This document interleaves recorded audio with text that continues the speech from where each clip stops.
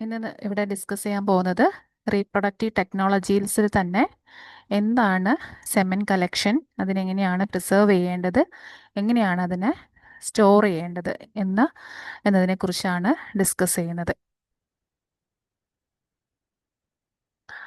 അതിൽ തന്നെ നമ്മൾ സ്പേം കളക്ഷൻ സെമന് നമ്മൾ കളക്ട് ചെയ്യുന്നത് സ്പേംസ് ആണ് ഇൻസെമിനേഷന് വേണ്ടിയിട്ട് യൂസ് ചെയ്യുന്നത്. സോ മാസ്റ്റുബേഷൻ വഴിയാണ് നമ്മൾ സ്പേംസിന് അല്ലെങ്കിൽ സെമൻ കളക്ഷൻ നടത്തുന്നത്.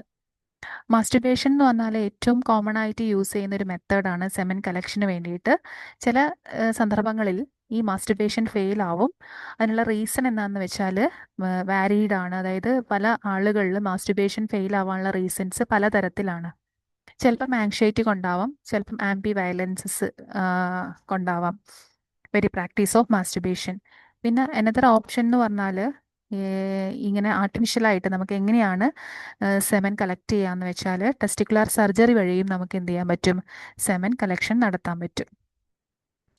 Next, testicular sperm can be retrieved by different techniques. എങ്ങനെയൊക്കെയാണ് നമുക്ക് ടെസ്റ്റിക്കുലാർ സർജറി വഴി നമുക്ക് സ്പേമിനെ അല്ലെങ്കിൽ സെമനെ കളക്ട് ചെയ്യാൻ പറ്റുന്നത്?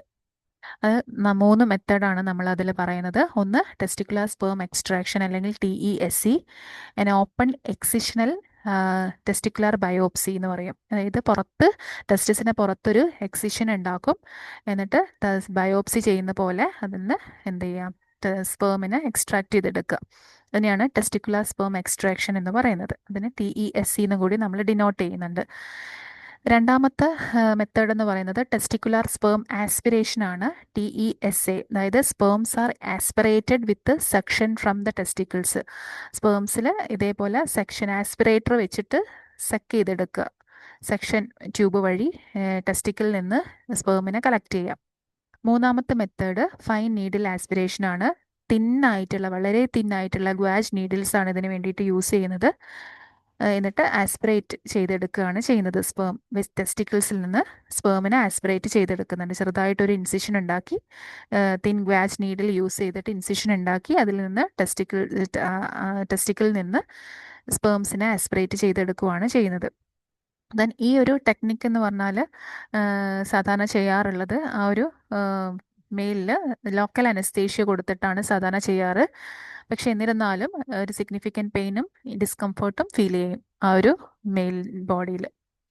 ദെൻ എപ്പോഴാണ് നമ്മൾ ഈ ഒരു മെത്തേഡിലൊക്കെ ടെസ്റ്റിക്കുലാർ സർജറി നടത്തുന്നതെന്ന് വെച്ചാൽ മെന്നിന് സ്പേം ഇജാക്കുലേറ്റ് ചെയ്യാൻ പറ്റാത്ത condition, unable to ejaculate sperms കാരണം, ഇമ്പോർട്ടൻസി കാരണം, പിന്നെ ആങ്ഷൈറ്റി കാരണം, ഇങ്ങനെയുള്ള സന്ദർഭങ്ങളിലാണ് നമ്മൾ ടെസ്റ്റിക്കുലർ സർജറി വഴി സ്പേമിനെ എക്സ്ട്രാക്ട് ചെയ്തെടുക്കുന്നത്. പിന്നെ ചില സിഗ്നിഫിക്കൻ്റ് ആയിട്ട് മാനിൽ എന്താണ് സ്പേംസ് ഇജാക്കുലേറ്റ് ചെയ്യാനുള്ള കഴിവുണ്ടാവില്ല.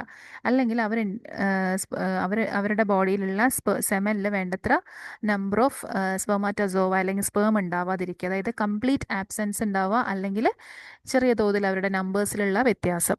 ഇതൊക്കെ അസൂസ്പേമിക് എന്നാ പറയുക. അതായത് സെമനിൽ സ്പെർമാറ്റോസോവ അല്ലെങ്കിൽ സ്പേമിന് നമ്പർ ഇല്ലാത്ത, അതായത് അതിൻ്റെ കംപ്ലീറ്റ് ആബ്സെൻസിന് പറയുന്ന പേരാണ് അസൂസ്പേമിക്. ഈ ഒരു കണ്ടീഷനിലാണ് നമ്മൾ ടെസ്റ്റിക്കുലർ സർജറി വഴി സെമൻ കളക്ട് ചെയ്യുന്നത്. ദെൻ ഇങ്ങനെ കളക്ട് ചെയ്ത സ്പേമിനെ നമുക്ക് എങ്ങനെ പ്രിസർവ് ചെയ്യാം, എങ്ങനെ സ്റ്റോർ ചെയ്യാം എന്നുള്ളത് നോക്കാം. പ്രിസർവേഷൻ ഓഫ് സെമൻ, അതായത് കളക്ട് ചെയ്തിരിക്കുന്ന സെമനെ നമ്മൾ ലിക്വിഫൈഡ് ചെയ്ത് വെക്കുക റൂം ടെമ്പറേച്ചറിൽ. ദെൻ ഒരു കൾച്ചറൽ മീഡിയ യൂസ് ചെയ്തിട്ട് വാഷ് ചെയ്യുക. ദെൻ സെൻട്രിഫ്യൂജ് ചെയ്യുക. സെൻട്രിഫ്യൂജ് ചെയ്യുമ്പോൾ നമുക്കൊരു സൂപ്പർ നാറ്റിൻ്റെ ലിക്വിഡ്ഫൈഡ് ആയിട്ടുള്ള ഒരു സൂപ്പർ നാറ്റിൻ്റെ കിട്ടും. അത് ഡിസ്കാർഡ് ചെയ്യുക, റിമൂവ് ചെയ്യുക. സെമൻ മാത്രം എന്ത് ചെയ്യുക, സെൻട്രിഫ്യൂജ് ചെയ്തിട്ട് എടുക്കുക. ഇൻടാക്റ്റ് പെല്ലറ്റ് നമ്മൾ ആ ഒരു കൾച്ചറൽ മീഡിയയിൽ ആഡ് ചെയ്യുക. അതിനുശേഷം ഇതെന്ത് ചെയ്യുക, വാഷ് ചെയ്യുക. ഈ ഒരു പ്രോസസ്സ് റിപ്പീറ്റ് ചെയ്തുകൊണ്ടിരിക്കുക. കാരണം ഇൻടാക്റ്റ് പെല്ലറ്റ് ആഡ് ചെയ്താൽ മാത്രമേ ഇതിൻ്റെ സൈസിലോ ഷേപ്പിലോ ഒന്നും തന്നെ വ്യത്യാസം ഉണ്ടാവില്ല സ്പേമിൻ്റെ. ദെൻ വീണ്ടും ഇത് സെൻട്രിഫ്യൂജ് ചെയ്യുക. അതിനുശേഷം വീണ്ടും വാഷ് ചെയ്യുക സ്പെർമാറ്റോസോവ.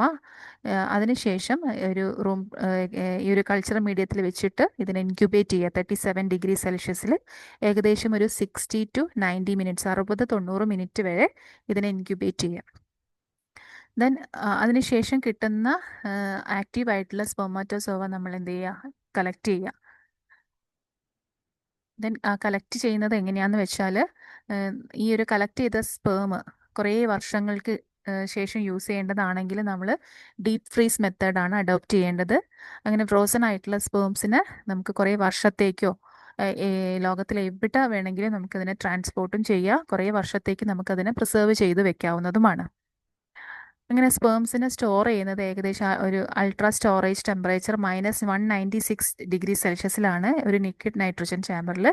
ദെൻ അതിനൊരു PVC സ്ട്രോയിലോ വയൽസിലോ ആണ് നമ്മളതിനെ സ്റ്റോർ ചെയ്ത് വെക്കുന്നത്. ദെൻ ആ ഒരു വയൽസിലാണെങ്കിൽ സ്യൂട്ടബിൾ ക്രയോ പ്രിസർവൻറ്റ് ഉണ്ടാവണം, ഗ്ലിസറോൾ പോലെയുള്ള ക്രയോ പ്രിസർവൻസും ഉണ്ടാവണം. ഇങ്ങനെയാണ് സെമൻ കളക്ഷനും അതിൻ്റെ പ്രിസർവേഷനും സ്റ്റോറേജും പറയുന്നത്. Thank you.